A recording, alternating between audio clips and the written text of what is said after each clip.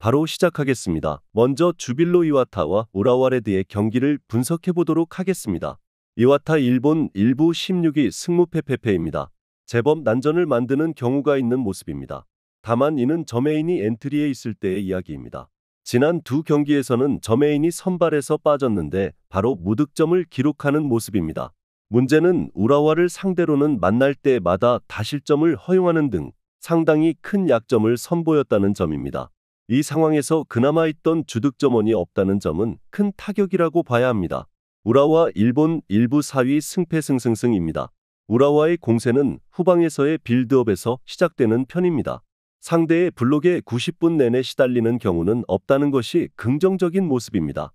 다만 상대가 강하게 압박하는 상황에서 자기 진영에서의 턴오버가 일어나는 것으로 수비적인 위기를 맞기도 하는데 이와타의 주포가 없다는 점은 상당히 괜찮은 소식이라고 할 수 있겠습니다.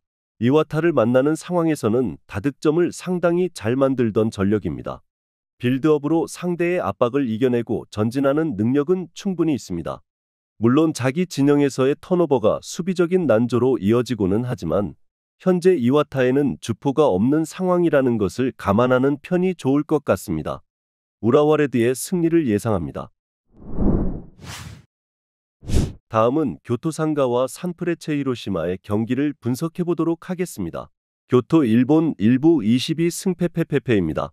사실상 교토는 히로시마의 하위원입니다. 적극적인 움직임과 압박을 중심으로 하는 편인데 수비에서는 상대에게 기회를 자주 내주는 편이고 공격에서의 성공률도 낮습니다. 올 시즌 슈팅은 6위 수준으로 자주 나오고 있지만 성공률은 22골찌에 머무르고 있습니다. 히로시마를 상대로도 상당히 약점을 드러내면서 패하는 경우가 잦았던 편입니다. 히로시마 일본 1부 9위 승무무페페입니다. 히로시마의 경우는 결과를 아주 꾸준하게 만들지는 못했던 편이었습니다. 공수 전환의 속도와 슈팅을 자주 만들어내는 역량은 좋지만 무승부 비중이 높아서 경기력에 비해서는 성적이 잘 나오지는 않았던 편입니다. 물론 스탯으로 보이는 기대, 득점과 실점의 밸런스는 상당히 좋은 편이고 지난 경기에서도 가시마의 측면을 공략해서 찬스를 잘 만들어내는 면모를 보여주기도 했습니다. 사실상 교토의 상위호환 팀이 히로시마입니다. 히로시마가 경기력에 비해서는 결과를 가져오는 능력이 떨어진다는 평가도 있는데 지난 경기에서도 경기력에서 흠을 잡을 수 있는 모습은 아니었고 기회 허용을 하는 비중이 높은 교토가 히로시마의 많은 슈팅 숫자를 감당하기는 어렵다고 봅니다. 산프레체 히로시마의 승리를 예상합니다. 다음은 FC 마치다와 도쿄베르디의 경기를 분석해 보도록 하겠습니다. 마치다 일본 1부 2위 패승승무승입니다. 마치다가 도쿄베르디를 상대로는 강했던 편입니다. 상대에게 주도권 자체는 내주는 편이지만 특유의 강한 압박과 역습을 바탕으로 페이스를 팽팽하게 이어가는 것을 선호하는 편입니다. 지난 시즌에도 1승 1무로 도쿄베르디를 상대로 지지 않았던 모습입니다. 올 시즌 도쿄베르디는 공수전환이 빠른 카운터에 중심을 두고 있다는 점을 감안하더라도 마치다가 이 양상에서 뒤지는 팀은 아니라고 판단할 수 있겠습니다. 도쿄베르디 일본 1부 11위 무승승무무입니다. 11경기 무패입니다. 하지만 그중 8번의 무승부를 기록하는 모습입니다. 전반적으로 도쿄베르디의 패턴을 보면 득점력이 아주 맹탕인 팀은 아니지만 기복이 있는 모습입니다.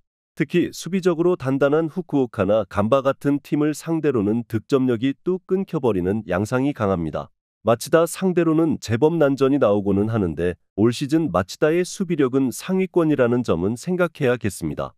압박과 역습이라는 키워드가 도쿄베르디를 상대로도 통하고 있는 모습입니다.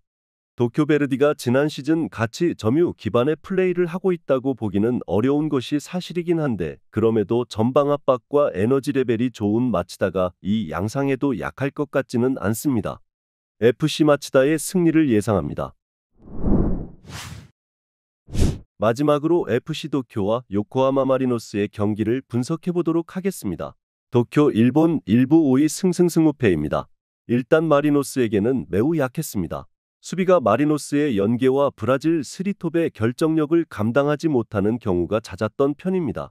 물론 도쿄가 주도권을 잡고 플레이를 하는 것을 선호한다고는 하지만 상대가 올라오는 상황을 유도하고 롱카운터로 골을 기록한 경우도 많았던 만큼 화력에서 마리노스에게 비비는 것은 어느 정도 가능할 여지가 있습니다. 마리노스 일본 일부 14위 무무패 승패입니다. 여전히 득점에서의 강점을 보여주고 있는 상황입니다. 문제라면 수비입니다. 특히 역습의 약한 모습은 수비진의 뎁스가 충족된 현재에도 지속되고 있는 상태입니다. 공을 소유하는 시간이 길어야 하는 전술인데 지난 경기에서는 백패스 실수로 골을 허용하는 대형 사고를 치는 모습을 보여주기도 했습니다. 아무리 마리노스가 도쿄에게 강했고 미드필더진의 활용이 뛰어나다고 하지만 수비에서의 미스가 상당히 많아진 점을 무시하기는 어렵습니다. 특히 도쿄가 롱카운터로 상대를 공략하는 양상을 못 만드는 것도 아닙니다. 오버 2.5를 예상합니다. 영상에서 알려드리는 내용들은 모두 1차 분석 내용들이며 2차 분석과 최종 조합픽은 영상 하단 고정 댓글 링크로 문의 주시면 안내 도와드리도록 하겠습니다. 시청해주셔서 감사합니다.